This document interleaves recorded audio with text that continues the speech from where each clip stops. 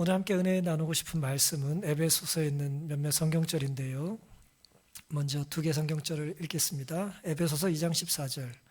그는 우리의 화평이신지라 둘로 하나를 만드사 중간에 막힌 담을 허시고. 에베소서 4장 26절 27절. 분을 내어도 죄를 짓지 말며 해가 지도록 분을 품지 말고 마귀로 틈을 타지 못하게 하라. 에베소서는 이제 바울이 AD 62년경에 로마에 이제 가택 연금 중이죠. 이제 감옥이라고 생각하시면 되겠습니다.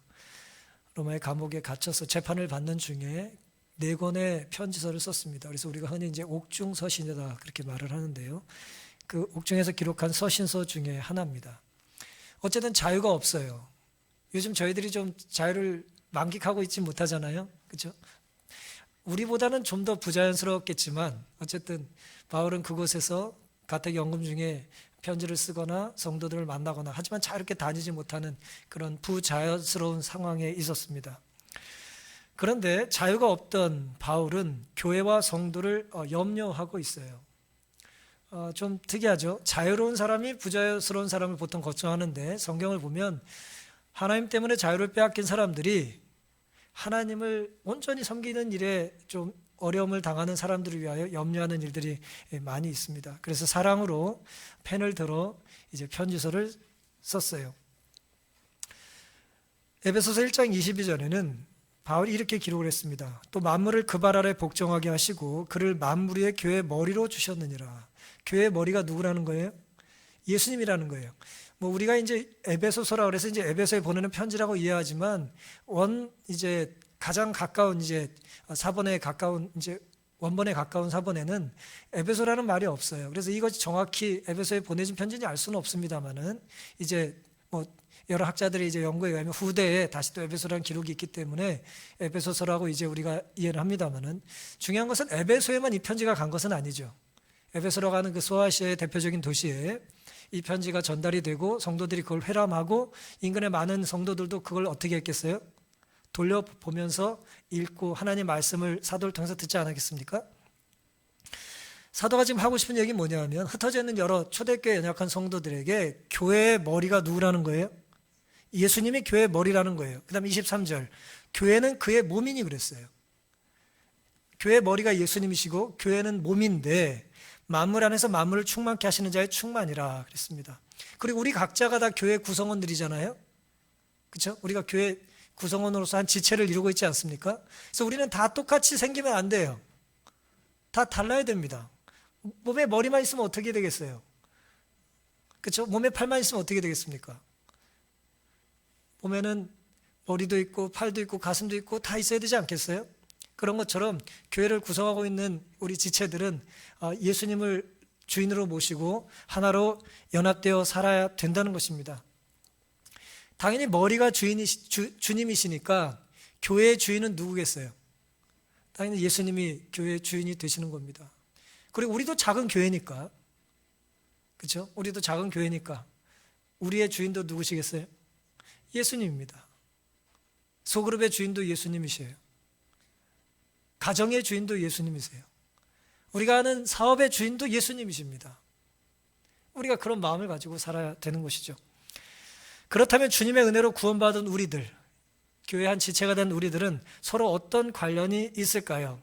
뭐 서로 지체로 연결되어 있으니까 성경이 이렇게 말합니다. 에베소 2장 5절부터 허물로 죽은 우리는 죄로 인하여 다 죽을 수밖에 없는 그런 공통점이 있어요. 우리는 허물로 죽은 우리를 그리스도 예수 안에서 살리셨고 그랬어요. 예수님께서 우리 모두를 뭐 하셨다고요? 죄로부터 구원하셨다는 공통점이 있습니다. 너희로 은혜로 구원을 얻은 것이라. 또 함께 일으키사. 어떤 사람은 구원하지 않고 어떤 사람은 구원하는 게 아니라 하나님 우리를 함께 구원하셨다는 거예요. 그리스도 예수 안에서 함께 하늘에 앉히시니. 결국 우리가 하늘에 나중에 갈 사람들이지만 이미 구원받은 우리를 바울은 이미 하늘에 있는 것처럼 묘사를 합니다. 우리는 그의 만드신 바라. 10절입니다. 그리스도 예수 안에서 선한 일을 위하여 지으심을 받은 자니 이 일은 하나님이 전에 예비하사 우리로 그 가운데서 행하게 하려 하심이니라. 자주 인용하는 성경절인데요. 우리는 하나님의 피조물입니다. 하나님이 창조주가 되세요. 그런데 그의 만드신 바라. 하나님 우리를 하나님이 좋은 작품으로 다 만드셨어요. 각기 다르게 만드셨는데요. 왜 만드셨냐면 선한 일을 위하여 지으셨다고 그랬어요. 이걸 교회로 말하면 교회는 뭐예요? 선한 일을 하라고 세워지는 것입니다. 그렇죠? 우리가 결혼하고 사랑하고 왜 합니까? 선한 일을 하라고 가정을 꾸리는 거예요. 그렇죠? 또 어떤 분은 뜻한 바 있어서 뭐예요? 또 선한 일을 위하여 특별한 사역을 하기도 해요. 학생들, 아이들, 어른들, 은퇴한 분들 예외 없습니다. 하나님 우리를 여전히 부르고 계시다는 걸 믿는다면 우리는 무슨 일을 해야 된다고요? 선한 일을 해야 돼요. 우리로 그 가운데 행하게 하려 하심이라 그랬어요. 왜냐하면 죽을 수밖에 없는 우리를, 허물로 죽을 수밖에 없는 우리를 주님께서 살리셨기 때문에 함께 구원받은 우리들은 이제는 누가 사는 게 아니에요? 내가 사는 게 아니라 이제는 뭐예요? 살려주신 분의 뜻대로 사는 것입니다. 우리가 어떤 위기에 닥치면 뭐라 그래요? 살려만 주신다면, 그렇죠? 살려만 주신다면. 그런데 말이에요, 내가 어려움을 당해서 죽을 것 같은 위기에 드리는 기도도 의미가 있고 진실하죠. 우리가 그때 서운하니까요. 하지만 정말 내가 사랑하는 누군가가 죽어가는 모습을 보고 우린 그런 비슷한 기도를 하는 것입니다. 우리 어머니를 살려주신다면, 우리 아들을 살려주신다면, 우리 남편과 우리 배우자를 살려주신다면 제가 어떻게 살겠다는 기도를 지금까지 살면서 우리가 한 번도 안 해볼 수 있을까요? 그리스도인이라면? 그렇지 않아요. 우린 그런 기도를 수없이 하고 산 겁니다. 그런 것들이 어떻게 보면 선한 일을 위하여 하나님께서 우리를 지으셨다라고 하는 걸 우리가 증명하고 있는 거예요. 하나님 뜻대로 기도하는 것이죠. 그러니 하나님 뜻대로 사는 것입니다. 선한 일은 무엇이든지 주인의 뜻대로 행하는 거예요. 왜냐하면 하나님 우리를 만드셨기 때문에 지으신 분의 뜻대로 사는 것이죠. 오늘 제목을 좀 제가 말씀 그대로 좀 정해봤는데 담은 허물고 틈은 막자라고 한번 정해봤습니다. 먼저 담을 허물어야 됩니다. 우리가 허물어야 될 담이 어떤 담인지, 어디에 있는 담인지 좀 생각해 보겠습니다. 에베소서 2장 14절 우리가 읽은 것처럼 그는 우리의 화평이신지라 둘로 하나를 만드사 중간에 막힌 담을 하셨다고 그랬어요. 여기서 얘기하는 중간, 어떤 것을 얘기하는 걸까요? 어떤 장소를? 담이 없어야 될 곳. 그러니까 중간에 담이 있으면 안 되는 곳, 어디입니까? 교회예요, 교회. 성도에게 바울이 편지를 보내면서 성경 그대로 말하자면 에베소에 있는 성도들 혹은 소아시아에 흩어져 있는 여러 초대교회 성도들, 교회 안에는 뭐가 없어야 된다고요? 담이 없어야 된다는 거예요. 물론 저는 지금 이 담을 쌓고 지금 설교를 드리고 있어요. 이런 담이 아니에요. 담이 없어야 된다는 것이죠. 담은 무엇이고 담은 누가 쌓습니까? 어제 어느 집사님이 담이 결리셨다고 그랬는데 그 담은 아니에요. 담이 뭡니까? 경계를 구분 짓는 거죠. 경계를 왜 구분 짓습니까? 울타리를 왜 치죠? 안과 박을 나누기 위한 거예요. 그렇죠? 안팎을 구분하기 위한 거예요. 안은 뭡니까? 내 거죠. 그러니까 주인이 선을 긋는 게 경계입니다. 그렇죠? 주인이 선을 긋는 거예요. 주인이 아닌데 선 긋으면 그건 도둑이에요. 남의 물건에 선 긋으면 안 됩니다. 내 거에 내가 선을 긋는 거예요. 어떻게 보면 자기에 걸릴 수 있죠. 그런데 소유권을 침범하지 말라라고 하는 이 담을 쌓는 일이 우리에게 있어서는 사실 익숙하긴 한데 이 문제는 이 담을 어디서도 친다는 거예요? 교회에서도 친다는 게 문제가 있다는 거예요. 여기 지금 앉아 계신데 지금 다 모범적으로 떨어져 앉아 계셔요. 근데 어떤 분이 쓱 하고 내 옆에 앉아요. 그러면 담을 치면 안 된다 이거죠. 예. 좋다고 옆에 앉았으니 뭐예요? 조심해서 앉아 계시면 되겠습니다. 또 너무 붙어 앉지는 마시고요. 요즘 같은 때는. 제가 어린 시절에 이제 의정부 살았습니다. 의정부만 그런 건 아니죠. 다 웬만한 동네 다 그랬겠습니다만 특별히 의정부는 부대가 많았어요. 군부대 시절이 많은 곳이죠. 미국 사람들도 많이 살았고 한국 사람도 어쨌든 부대가 있으니까 많이 있었는데 제가 교회를 가다 보면 부대 담을 지나가야 됐어요. 오래전에 이제 한 40년 정도 전에 이제 군부대 주변 문화를 한번 생각해 보세요. 그 당시 벽에 뭐가 그려져 있는지 기억나십니까? 거기 탱크도 그려져 있고 이렇게 써 있었어요. 접근 금지, 접근하면 발포함 그렇게 써 있어요. 접근하면 발포한대요. 참 두려운 말이죠. 경고문이 이렇게 철조망의 담에 이제 그려져 있고 써 있었습니다. 당연히 그런 줄 알고 살았어요. 진짜 접근하면 맞는 줄 알았어요. 이게 참 상상하기 힘든 일인데 당시에는 이것이 상식적인 일이었습니다. 왜 이런 담을 쌓는가? 말씀드린 것처럼 그 울타리 안에 주인이 누구라는 거예요? 나라는 것입니다. 그렇다면 주님은 왜 담을 허무셨습니까? 왜 담을 허물라고 하셨습니까? 왜 담을 허무시고 우리에게 허물라고 하셨을까요? 담은 누가 쌓는다 그랬죠? 주인이 쌓아요. 그럼 담은 누가 허물 수 있어요? 주인만 허물 수 있어요. 주님은 모든 것의 주인이시기 때문에 담을 허무실 수 있는 거예요. 에베소서 2장 11절부터 보시면 그러므로 생각하라 너희는 그때 육체로 이방인이요 손으로 육체에서 행한 할례당이라 칭하는 자들에게 무할례당이라 칭함을 받은 자들이라. 바울이 유대인으로서 이방인 그리스도인들에게 지금 이야기를 하고 있는 거예요. 너희들은 유대인은 아니지 않았냐? 그러면서 이제 유대인으로서 이방인들에게 말하는 거예요. 그리스도인들에게 12절 그때 너희는 그리스도 밖에 있었고 이스라엘 나라 밖의 사람이라 약속의 언약들에 대하여 외인이요 세상에서 소망이 없고 하나님도 없는 자이더니 이제는 전에 멀리 있던 너희가 그리스도 예수 안에서 그리스도의 피로 어떻게 됐다고요? 가까워졌다고 그랬어요. 그는 우리의 화평이시더라 둘로 하나를 만드사 중간에 막힌담을 하셨다. 이 14절의 배경을 이해하시겠죠? 하나님을 믿기 시작한 이방인 그리스도인들에게 유대인으로서 선민으로서 어떻게 보면은 좀 차별의식을 갖기 유리한 사람으로서 이야기를 전하고 있는 거예요. 왜 예수님이 담을 허무셨냐 혹은 왜 허무실 수 있으셨냐는 것을 설명하고 있는 것입니다. 1세기 초대교회 교회 구성원들 한번 생각해 보세요. 지금 21세기 서울 한복판에 장기동의 재개발 지역에 사는 우리들의 구성원들, 이 구성원들 다양하죠? 그렇죠? 성별로는 남자와 여자, 연령별로는 아이와 어르신들까지 다 섞여 있습니다. 직업도 다양하죠? 뭐 고향도 달라요? 우리 뭐 거의 한 민족이니까 색깔은 차이가 별로 없습니다. 하지만 1세기는 어땠을까요? 에베소가 어땠을까요? 에베소 오늘날 터키인데요. 어때요? 유럽과 아시아의 접경지대입니다. 당연히 인종적으로 어땠겠어요? 유럽인들이 있었고 아시아인들이 있었겠죠? 그렇죠? 그 다음에 주인이 있었고 종이 있었겠죠? 1세기에 자유인이 있었고 자유인이 아닌 사람이 있었을 겁니다. 여자 남자 말할 것도 없어요. 부자가 있었고 가난한 사람이 있었을 거예요. 1세기 교회 구성원들에 대하여 갈라디아 3장 28절에는 이렇게 말합니다. 너희는 유대인이나 헬라인이나 종이나 자주자나 남자나 여자 없이 다 그리스도 예수 안에서 하나다 그랬어요. 누가 하나라고 그랬어요? 예수님이 하나라고 그랬어요. 주인이 하나라고 한 거예요. 주인이 너희들은 다 하나다 그러면 하나입니까? 주인이 하나라고 하면 하나가 되는 것이죠. 제가 무슨 위대한 감독이라 선수 한 10명을 선발할 수 있는 권한이 위임됐다면 제가 10명을 이렇게 뽑지 않겠어요? 그리고 그때부터 뭐라고 불러요? 너희들은 이제 한 팀이다. 그럼 한 팀인 거예요. 그게 싫으면 뭐 하면 됩니까?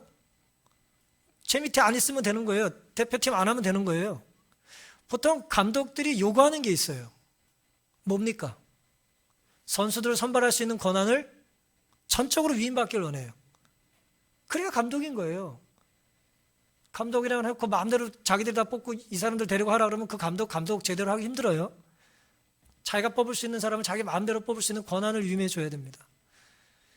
온 우주의 주인인 예수님께서는 우리에게 너희들은 내가 죄로부터 허물로부터 구원받은 나의 백성들이니 너희들은 하나로 지내라 라고 하고 우리를 교회로 부르신 겁니다. 그러니 이전에는 달랐던 이유가 민족이 다르고 언어가 다르고 색깔이 다르고 피부 색깔이 다르고 경제적인 신분이 다르고 사회 처지가 사회에서의 생활이 다 달라요. 어떻게 보면 우리가 교회가 아니면 만날 일이 없는 분들이 이 자리에 앉아 계실 수도 있잖아요. 주중에 만날 일이 없지만 안식일에 우리가 성전에서 재림신앙을 갖고 있기 때문에 이 안에 앉아 있는 거잖아요. 다른 것에 초점을 두면 우리는 차이가 생기고 차별이 생기는데 같은 거에 초점을 두면 그런 것이 사라지는 것입니다. 우리가 같은 단 한 가지 같은 게 뭐예요? 부인할 수 없는 단 한 가지 같은 것은 우리가 다 어떤 존재라고요? 예수의 피로 사신 하나님의 구원받은 백성인데 그 전에 어떤 존재였어요? 허물과 죄로 죽은 죄인이었다는 것이죠. 그러니까 우리가 하나님 앞에는 죄인이라고 하는 공통점을 인정해야 되는 거예요. 그래야 우리가 하나가 될 수 있습니다. 하나가 되지 않는 많은 이유는 뭐예요? 담을 쌓는 이유는 뭐예요? 다르기 때문이고, 다르기 때문에 담을 쌓다 보면 차별을 낳습니다. 내가 너랑 어떻게 같이 있을 수 있어? 선을 그어야지 라고 생각을 하는 거예요. 그러다 보면 우월감에 빠지고 교만에 빠지고 문제가 생기는 것이죠. 바울이 사실 이 말을 했던 이유는 1세기의 교회, 성전 안에 여전히 이런 담이 존재했기 때문이에요. 물리적으로 존재했었어요. 수르바벨 성전이 이제 지나고 헤롯 때 그 성전을 다시 재건하는데요. 예수님 살던 때 이제 헤롯이 그 성전을 재건하는 중에 수르바벨 성전 외곽에 담을 쌌어요. 담을. 원래 있던 성전 주변에 담을 쌌어요. 근데 담을 붙여서 쌓지 않잖아요. 원래 있던 성전 벽에 틈을 주고 쌓은 거예요. 이 그림처럼. 그리고 틈을 주고 쌓으니까 원래 있던 담과 나중에 쌓은 담 사이에 뭐가 생기겠어요? 공간이 생기겠죠. 그리고 그 공간을 뭐라고 불렀냐면 이방인의 뜰이라고 불렀어요. 이방인들은 거기까지만 갈 수 있었어요. 그 다음에 또 그 안쪽에 여자들의 뜰이 있었는데 거기 남자들이 같이 데려가야 갈 수 있었어요. 그리고 그 안에는 유대인만 들어갈 수 있었어요. 그리고 더 안에는 제사장만 들어갈 수 있었어요. 계속해서 안으로 들어갈수록 거룩했어요. 그 이방인들은 성전 안에 아예 들어오질 못한 거예요. 거기서 장사도 하고 거기 또 이제 연복에 같은 걸 두고 예수님께서 성전을 정결케 하시던 사건이나 예를 들어 연복에 있던 것들은 성전 안에 있었던 게 아니라 정확히 말씀드리면 저 뜰에 있었던 것입니다. 성전 밖에서. 어쨌든 큰 의미에서 이제 성전이라고 말한 것이지만 실제로는 이제 원래 성전 밖에서 있었던 일들입니다.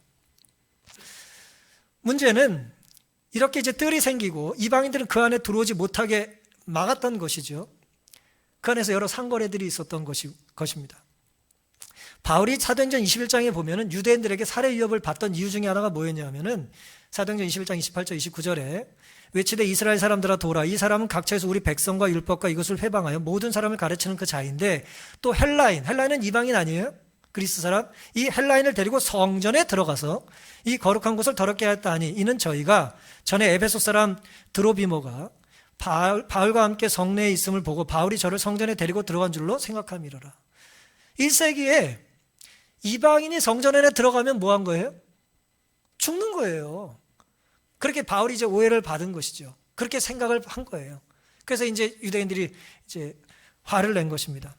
그래서 경계에 이제 이방인과 이제 유대인들의 그 경계에 뭐 높지도 않아요. 뭐 이제 뭐 1.3m 정도, 이제 3규빗 정도밖에 안 됐으니까 아니다 보여요. 아니다 보이는데 못 들어가게 막아요. 그러니 기분이 어떨까요? 뭐 유쾌하진 않을 겁니다. 그런데 거기에 이제 이렇게 헬라어, 히브리어 또 어떤 문헌의 라틴어까지 이렇게 기록이 되어 있다고 그래요. 유대인이 아닌 자는 더 이상 들어가지 말라는 경고가 있었다는 거예요. 유대인이 아닌 자는 더 이상 들어가지 말라. 또 다른 기록에는 이제 다른 번역에는 이렇게 되어 있어요. 외국인은 누구도 신성한 곳 주위를 두르고 있는 방책과 울타리 안으로 들어와서는 안 된다. 외국인은 신성한 곳에 들어올 수 없다는 거예요. 그러니까 너희들은 뭐 하지 않다는 거예요? 신성하지 않다는 거예요. 거룩한 사람만 들어오라는 거예요. 유대인만 들어오라는 거예요. 그 다음에 문제는 이겁니다. 누구든지 신성한 곳 안으로 들어왔다가 잡히는 자는 죽임을 당할 것이며 그에 대한 책임은 본인에게 있게 될 것이다 그랬어요. 어떻게 생각하세요? 본인에게 있을 거라는 거예요. 들어오면 죽을 건데 죽어도 네 잘못은 누구에게 있다? 너한테 한다 그래요. 접근하면 발포하겠다 이거예요. 네 책임이라 이거예요. 이게 당시 1세기 성전에 이방인과 유대인을 구분했던 담에 붙어있던 경고문이라는 거예요. 바울은 그걸 생각하면서 뭐라고 얘기한 거예요? 에베소서에 진짜 성전은 그러면 안 된다. 이건 물리적인 이제 예루살렘에 있는 헤롯 성전인데 우리가 지향하는 1세기의 교회는 이러면 안 된다는 거예요. 예수님께서 피로 사신 교회는 이러면 안 된다는 것입니다. 사랑하는 성도 여러분, 주님은 십자가로 사탄이 좋아하는 사람과 사람 사이, 하나님과 땅 사이의 담을 허무셨어요. 하나님은 허무신 거예요. 예수님은 허무신 거예요, 십자가로. 십자가는 성전의 주인인 주님이 죄인을 위해 무엇을 지불했는지를 보여줍니다. 성전의 주인께서 죄인들을 구원하시기 위하여 예수님의 생명을 내어주셨어요. 마치 이걸 예를 들면 우리가 예수님에 속해 있는, 예수님이 우리를 만드셨으니까 우린 예수님에 속한 소유물이에요. 예를 들어. 그런데 이게 이제 예수님 거예요. 이 컵뚜껑이요. 근데 이게 말이에요, 사탄에게 팔려갔어요. 죄의 유혹에 굴복해서 팔려갔어요. 사탄이 우리를 훔쳐갔어요. 근데 예수님께서, 원래 주인인 예수님이 이것을 되찾으시기 위하여 뭘 지불하셨어요? 생명을 지불하고 다시 되사오셨어요. 그게 십자가의 이야기예요. 원래 주인께서 팔려간 죄인을 예수의 생명을 주시고 다시 되사오신 것입니다. 그것이 우리가 이 성전에서 뭘 세우지 말아야 될 이유라고요? 담을 쌓지 말아야 될 이유예요. 왜? 우린 다 똑같은 존재이기 때문에. 아무리 세상에서 잘나고 못나고 성전에 오면 그 차이가 있어요, 없어요? 없어요. 그 차이는 세상에서 존재하는 것이고 성전에서는 존재할 필요가 없는 것입니다. 신분이 높든 낮든 부자든 가난한 사람이든 전체 원래 주인께서 너희든 하나라 그렇게 말씀하셨다는 거예요. 원래 주인께서 나눠 써라. 원래 주인께서 뭐예요? 양보해라, 봉사해라. 원래 주인이 그렇게 말씀하셨으니 우리는 그렇게 뭐 하면 됩니까? 순종하면 되는 것입니다. 그럴 때 우리가 이제 하나님의 자녀가 되는 것이죠. 에베소서 2장 20절에는 너희는 사도들과 선지자들의 터 위에 세우심을 입은 자라. 그리스도 예수께서 친히 모퉁이 돌이 되셨느니라. 그의 안에서 건물마다 서로 연결하여 주 안에서 성전이 되어가고. 그러니까 성전은 뭐예요? 서로 뭐에 있어야 돼요? 연결돼 있어야 돼요. 어느 하나 연결이 끊기면 뭐가 안 돼요?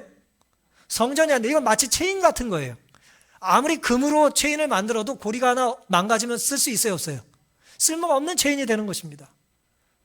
그 체인의 강도는 가장 약한 고리의 강도와 같은 거예요. 얼마만큼 견딜 수 있는지는 그 체인의 가장 약한 부분이 어느 정도까지 견딜 수 있느냐 아닙니까? 오늘 우리가 연약한 자를 돌보고 힘든 자를 챙겨줘야 될 이유가 거기 있는 것입니다. 우리가 한 몸이기 때문에, 한 지체이기 때문에 그렇게 되는 것이죠. 서로 연결되어 성전이 되어가고. 22절 너희도 성령 안에서 그리스도의 거하실 처소가 되기 위하여 예수 안에서 함께 지어져 가느니라. 이 성전에 대한 아주 아름다운 이야기입니다. 혼자 성장할 수 없어요. 신앙은 함께 성장해야 됩니다. 기분이 나쁘셔도 어쩔 수 없어요. 내가 좀 열심히 뛰면 내가 누군가를 이끌 수 있겠다는 생각하시기 바랍니다. 때로 좀 힘드실 때는 그래도 내가 하나님의 자녀라는 걸 믿고 포기하지 마시기를 바랍니다. 함께 지어져 가는 거예요. 에베소 3장 17절에는 믿음으로 말미암아 그리스도께서 너희 마음에 계시게 하옵시고 너희 가운데 사랑 가운데 뿌리가 막히고 터가 굳어져서. 우리가 뿌리를 내려야 될 성전의 터전에는 뭐예요? 사랑이라는 뿌리를 내려야 되는 것입니다. 왜냐하면 십자가가 사랑이니까요. 18절 능히 모든 성도와 함께 지식에 넘치는 그리스도의 사랑을 알아. 우리 가운데서 역사하시는 능력대로 우리의 온갖 구하는 것이나 생각하는 것에 더 넘치도록 능히 하실 이에게. 우리가 생각하고 간구하는 것이 있죠. 이만큼의 우리의 생각과 간구가 있어요. 근데 하나님은 언제나 그것보다 어떻게 하신다고요? 넘치게 우리에게 복을 주실 수 있다는 것입니다. 어떻게 보면 꿈이 너무 작아요. 아까 과정 공부하실 때 우리 장로님 뭐라고 하셨어요? 뭐대로 될 거라고요? 이게 되겠어? 그런 믿음은 그냥 그 믿음은 되고, 믿습니다 하고 우리가 순종하면 그 믿음은 된다는 거 아니에요? 우리의 생각과 우리의 꿈을 넘치도록 이루어 주실 거라는 것입니다. 주인은 그럴 능력이 있으십니까? 그게 하나님의 능력인 거예요. 21절 교회 안에서와 그리스도 예수 안에서 영광이 되도록 영원 무궁토록 원하노라 그랬습니다. 자, 아름다운 말씀이죠. 성도가 하나가 되는 방법은 교회 안에서, 그리스도 안에서 우리가 연합되어 사는 거예요. 하나가 될 수 없어서 교회를 떠나는 게 아니라 교회 안에 있어야 하나가 되는 거예요. 그리고 뭐예요? 우리가 다른 것은 연합하지 말아야 될 이유가 아니라 다르기 때문에 연합될 수 있는 거예요. 한번 잘 생각해 보십시오. 안 맞는다는 말을 할 때 왜 안 맞을까요? 제 경우는 저랑 비슷할 때 안 맞더라고요, 사람들이. 저랑 비슷하면 잘 안 맞아요. 성질이 비슷하니까. 근데 다르니까 맞는 거예요. 맞춰 사는 거예요. 하나님 우리를 다 다르게 만드신 이유를 아시겠습니까? 나와 똑같으면 무슨 재미가 있고 무슨 즐거움이 있고 무슨 기대가 있겠어요. 다 각기 다른 사람을 볼트와 너트가 있는 것처럼 서로 연결되고 그래야 튼튼하게 하나님께서 우리를 아름다운 건축물로 만들어 가기를 원하신다는 것을 잊지 않게 되시기를 바랍니다. 그리고 교회의 뿌리는 예수 그리스도 기초 위에 사랑의 뿌리를 내려야 된다는 것, 이것이 오늘 우리가 이제 허물어야 될 교회 내의 담이라는 거예요. 왜냐하면 그 사랑의 뿌리는 뭘 허물어요? 담을 허문다는 것입니다.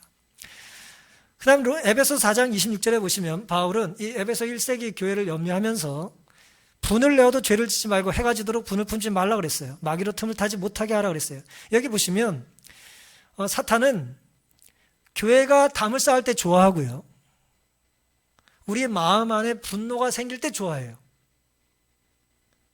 이 사탄의 놀이터예요. 이게 사탄은 교회 안에 없는 게 아니에요. 교회가 하나님 뜻대로 온전히 연합하지 못할 때 사탄은 가장 창의적으로 놀기 좋아하는 데가 성전일 수 있어요. 그래서 교회는 담을 없애야 되고 우리 마음에는 어떤 마음을 없애야 돼요? 분노하는 마음을 없애야 된다는 거예요. 그런데 살다 보면 화가 치밀 때가 있어요, 없어요? 있죠. 왜 없어요? 우리가 다 죄인인데 화가 치밀죠. 그럴 때 성경은 뭐라고 말하냐면 27절에 마귀로 틈을 타지 못하게 하라 그랬어요. 이 말씀은 뭡니까? 분노의 마음을 가질 때 사탄이 그 틈을 탄다는 거죠. 그런데 여기 보면은 분을 내어도 죄를 짓지 말라. 이게 가능합니까? 여기 지금 두 가지 명령어로 되어 있는데 헬라어는 분을 내라, 죄를 짓지 말라, 그렇게 되어 있어요. 그러니까 분을 낼 수 있다는 거예요. 하지만 그 분노가 뭐와 연결시키지 말라고요? 죄가 될 만큼 분노하지 말라는 거예요.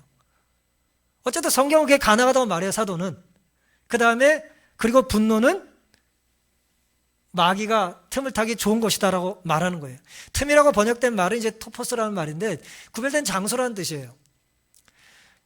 공동번역과 NIV에는 이렇게 번역했어요. 악마에게 발붙을 기회를 주지 말라. 분노함으로 발붙일 기회를 두지 말라는 거예요. 그 다음에 NIV는 foothold라고 번역을 했어요. 이게 이제 발판이라는 뜻입니다. 이제 등산하기 좋아하는 사람들이 이제 발판 띄고 올라가잖아요. 아니면 저기 문제방에 발 끼는 거예요. 저게 이제 그런 개념이에요. 사탄이 저런 식으로 들어오는 거예요. 아무리 집이 좋으면 뭐합니까? 문이 열려 있으면. 제가 문 열어놓는다고 잔소리를 집에서 많이 들어요. 문을 열면 뭐가 들어와요? 동네 모기가 자꾸 들어와요. 어젯밤에도 몇 마리 잡았어요. 아무리 사택 멋있게 전화오면 뭐합니까? 문단속 안 해가지고 벌레가 자꾸 들어오는데요. 그럼 벌레만 들어오면 그걸로 끝이 아니에요. 부부 사이가 멀어져요. 그러니까 틈이 생기는 거예요. 네? 틈을 잘 막아야 됩니다. 제가 그림을 한 장 구글에서 찾았는데요. 여기 이렇게 써 있어요. 악마에게, 사탄에게 사탄을 네 차에 태우지 말아라. 사탄은 항상 운전대를 잡고 싶어 하기 때문이다. 그런 뜻입니다. 우리가 사탄이 친절하게 미소를 짓고 앉아가지고 저 좀 태워주세요 그래요. 우리가 또 신사니까 태워줍니다. 그건 사탄은 옆에 가만히 앉아있질 않아요. 어떻게 한다는 거예요? 결국 운전대를 뺏는다는 거예요. 우리 삶의 운전대를 결국 사탄은 차지한다는 것입니다. 분을 내어도 죄를 지지 말라. 그리고 해가 지도록 분을 품지 말라. 이게 무슨 뜻일까요? 예수님께서도 성전, 아까 이방인의 그 뜰에서 이제 성전을 정결케 하는 의식을 행하셨잖아요. 장사하는 사람들에게. 종교 지도자들을 뽑아놨더니 거기서 막 장사하고 막 어떤 소득이나 얻고 앉았으니 얼마나 화가 나셨겠어요. 안식일에 제가 문 앞에 서가지고 헌금 바꿔준다 그러고 막 10%씩 떼먹었으니 그 얼마나 화가 나시겠어요. 예수님이 이제 채찍을 드셨어요. 예수님은 의로운 분을 내신 거죠. 우리는 의분이라고 하잖아요. 그러니까 분을 내어도 죄를 지지 말라는 것은 뭐와 관계된 거예요? 의로운 분노를 얘기하는 거예요. 의로운 분노는 필요합니까? 필요하죠. 명백하게 잘못된 것, 명백한 불의에 대하여 우리는 항거할 수 있어야 돼요. 그게 개신교의 정신이잖아요. 프로테스트란 말은 항의한다는 뜻입니다. 프로테스탄트는 항의자라는 뜻이에요. 타락한 교회에 대하여 이 말씀대로 살지 않는 이 교회에 대하여 항의했던 사람들이 개신교예요. 의로운 분노가 있었던 것이죠. 이것은 바람직한 것이고 필요한 것인데 문제는 조심해야 된다는 거예요. 우리의 분노가 다 의분입니까? 그렇지 못하죠. 그 다음에 예수님은 의로운 분노를 하시면서 구분을 하셨어요. 뭘 구분하셨습니까? 이 정당한 분노를 내뿜으시면서 잘못된 행동과 잘못한 사람을 구분하셨어요. 근데 우리는 어떻게 생각합니까? 잘못된 행동은 잘못된 인간이 했으니까 뗄래야 뗄 수가 없다고 끝까지 우리가 믿고 싶은 거죠. 우리 안에 그런 유혹이 있는 것입니다. 죄와 죄인을 우리는 구분하고 싶어 하지 않는 거죠. 개인적으로는 구분받고 구원받았다고 믿지만 타인의 죄에 대하여는 우리가 그걸 떼려고 하지 않는 것이죠. 해가 지도록 분노하지 말라는 의미는 해 뜰 때는 화내도 된다는 뜻입니까? 이거 무슨 라마단이에요? 이슬람 사람들 해 뜰 때는 밥 먹지 않고 그런 겁니까? 무슨 뜻일까요? 해가 지도록 분을 품지 말아라. 무슨 뜻입니까? 예, 여러 가지 의미가 있겠죠. 어쨌든 분노가 너무 길게 지속되도록 고집하지 말라는 거예요. 사람이 어때요? 분노를 내면 처음에 1로 시작했던 분노가 어떻게 되죠?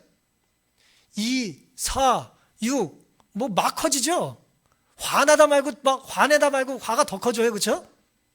그렇게 되는 거예요. 그래서 하나님께서는 아무리 의로운 분노라 할지라도 악한 분노는 말할 것도 없고 너무 오랫동안 끌지 말라는 거예요. 그걸 그냥 해가 지도록이라는 표현을 쓴 거죠. 하지만 이걸 구약의 창세기적인 관점으로 보면 해가 진다는 건 무슨 뜻입니까? 저녁이 되며 아침이 된다는 건 뭐예요? 해가 지고 해가 뜨는 거니까 이건 제 혼자 생각이에요. 새로운 한 날이 시작될 때는 새 마음으로 시작하라는 거예요. 왜요? 새로운 한 날, 새 생명은 누가 주시는 겁니까? 하나님이 주시는 건데 하나님이 주시는 새 생명을 네가 어제 느꼈던 분노를 가지고 시작하지 말라는 거예요. 물론 오늘이라는 시간도 하나님이 주신 겁니다만은 오늘 우리의 어떤 형태의 분노든지 하나님 우리에게 주신 새로운 생명에 연결시키지 말라는 거예요.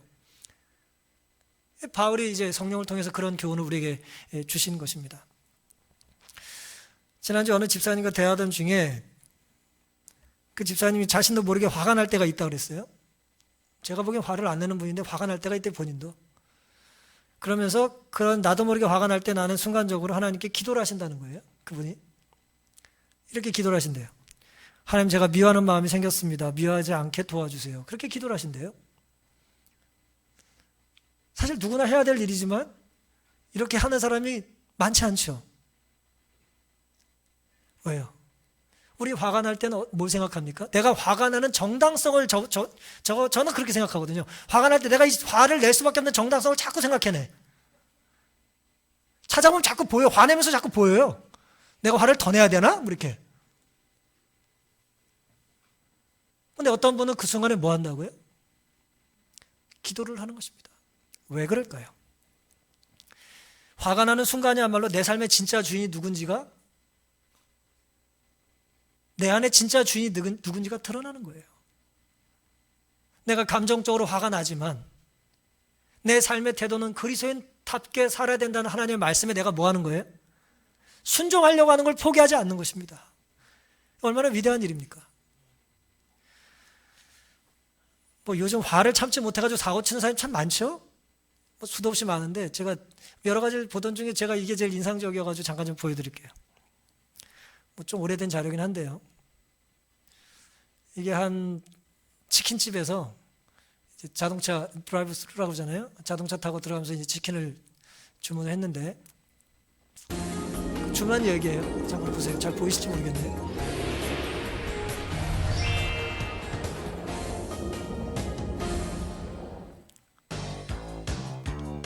미국 오하이오주에 위치한 패스트푸드점 앞. 차를 몰고 온 한 여성이 치킨 너겟을 주문합니다. 하지만 종업원이 나와 치킨 너겟이 다 팔리고 없다고 말하자 한참 실랑이를 벌이는데요. 급기야 차 문을 열고 나온 이 여성은 다짜고짜 종업원을 폭행하기 시작합니다.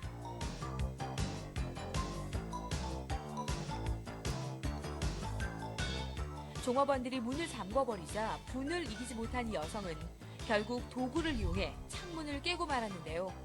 당시 음주 상태였던 이 여성은 폭행죄로 60일의 징역형을 선고받았다고 합니다. 현명하게 화내는 법, 결국 자신에게 득이 된다는 사실 잊지 말아야겠네요. 제가 저 동영상을 잠깐 멈춰보고 저 여자 얼굴을 봤는데 예쁘게 생겼어요. 뭘 예쁜 사람 화내면 안 된다는 건 아닙니다만은 정신이 나갔어요. 지금 저분이 뭐 달라고 지금 문을 깨요? 지금 유리를 깨요? 치킨을 먹고 싶은데 치킨이 다 떨어졌다니까 화가 나는 거예요. 유리를 깨는 것입니다. 60일 그래서 감옥에 갔어요. 술에 취했다 그랬죠? 에베소서 5장 18절에는 술 취하지 말라 이는 방탕한 것이니 오직 성령의 충만을 받으라 그랬습니다. 술에 취하면 폭력적이고 파괴적이고 사탄의 지배를 받게 되는 것입니다. 집어넣으면 결국 안 되는 것이라면 조금이라도 넣지 않는 게 좋겠죠? 우리는 성령으로만 체험을 받아야 합니다. 이 성령으로 체험을 받으라는, 충만을 받으라는 이 말은 헬라어로 2인칭 현재 복수 수동태 명령 형태 동사로 쓰였어요. 뭐 복잡한 것 같지만 정리해서 말씀드리면 그렇습니다. 이것은 현재 시제라는 얘기는 뭐냐면 성령 충만은 한 번으로 끝날 수 없다는 얘기예요. 계속 체험을 받아야 된다는 거예요. 두 번째 수동태라는 뜻은 뭐예요? 내가 채울 수 있는 게 아니라는 거예요. 성령이 넣어주시는 걸 우리가 받아야 된다는 거예요. 겸손히. 그 다음 2인칭 명령이라는 건 뭐예요? 어떤 구별된 몇 사람만 받는 게 아니라 모두에게 하나님께서 주기를 원하신다는 뜻입니다. 성령 충만은 우리 모두가 받을 수 있습니까? 성령은 모두에게 성령을 주기를 원하십니까? 그리고 그것은 어느 한 번으로 완성되는 것이 아니라 계속해서 반복해서 끊임없이 우리가 받아야 되는 것입니까? 그런 거예요. 우리가 뭐 치킨 너겟 달라고 유리창 깬 여자 보고 참 웃기다 하지만 우리 안에 저런 웃긴 모습이 없습니까? 찍히지 않고 뭐 언론에 노출이 안 돼서 그렇지 우리가 저런 실수를 안 하고 삽니까? 부끄러운 일들이 우리에게 다 있는 거예요. 그때 뭐가 있냐면 분노하는 감정을 다스리지 못하는 것입니다. 우리가 주님이 주인이시라면 주님이 우리의 삶을 주도하실 수 있도록 우리는 주님께 우리 모든 것들을 넘겨드릴 수 있어야 합니다. 성전에서는 담을 쌓지 말고 허물어야 되고 내 마음 안에는 분노의 틈을 기도와 성령으로 막아야 할 것입니다. 우리가 예배드리는 모임은 거룩하고 귀중한 기회가 되어야 한다. 기도에는 형제들이 서로 비난하고 정죄하는 곳, 불쾌한 감정과 거친 말로 주고받는 곳이 아니다. 이와 같은 정신이 나타나는 곳에는 그리스도께서 쫓겨나고 사탄이 주도권을 쥐기 위해 들어올 것이다. 교회라 할지라도 우리 안에 하나님대로 살지 않는 쓸데없는 담들을 채우다 보면 그 담과 담 사이에 그리스도가 계실 수 없고 사탄이 주도하게 된다는 것입니다. 하나님께서는 순종의 길을 걷는 모든 사람을 지켜주실 것이다. 그러나 그 길을 이탈하는 것은 사탄의 영역에 위험을 무릅쓰고 들어가는 것이다. 사랑하는 성도 여러분, 사탄은 분열된 교회와 분노하는 심령을 아주 좋아합니다. 이 사탄의 놀이터예요. 사탄이 마음대로 휘젓고 다니길 원하는 것입니다. 이 교회가 사탄의 놀이터가 되면 안 되겠죠? 우리 마음이, 우리 심령이, 우리 부모 형제들과 특히 우리 자녀들의 마음이 사탄의 놀이터가 되면 안 되겠죠? 그래서 우리는 성령의 충만함을 받을 수 있도록 분노의 구멍은 기도와 순종으로 막고 분열된 담은 허물어야 되는 것입니다. 근데 이것이 우리 능력으로 되는 건 아니죠? 우리의 힘으로 이게 무너집니까? 우리 힘으로, 우리 능력으로 막을 수 있나요? 안 됩니다. 시편 39편 4절 여호와여 나의 종말과 연한의 어떠함을 알게 하사 나로 나의 연약함을 알게 하소서. 내가 혼자서는 할 수 없다는 연약함을 깨닫게 하라고 기도했죠. 놀랍게도 신약 로마서 8절에 바울이 이렇게 기록했습니다. 26절 이와 같이 성령도 우리 연약함을 도우시나니 우리가 스스로 허물 수 없고 스스로 막을 수 없는 담과 이 틈에 대하여 성령은 우리 연약함을 도우시나니 우리가 마땅히 빌 바를 알지 못하나 오직 성령이 말할 수 없는 탄식으로 우리를 위하여 친히 간구하시느니라. 성령께서 우리 안에 있는 담을 허물어 주시기를 기도하지 않으시겠습니까? 성령께서 우리 안에 분노의 감정을 다스리고 사탄이 발을 들여놓지 못하도록 우리가 지켜야 될 것과 허물어야 될 것을 분간할 수 있도록 성령께서만 우리의 삶을 주관하실 수 있도록 우리 마음을 내어드리고 문 두드리시는 주님께 우리 삶의 주인이 되어달라고 간구하는 한 주가 되셔서 승리가 우리의 삶의 상식처럼 일어나는 한 주가 될 수 있기를 바라면서 오늘 말씀을 마치겠습니다.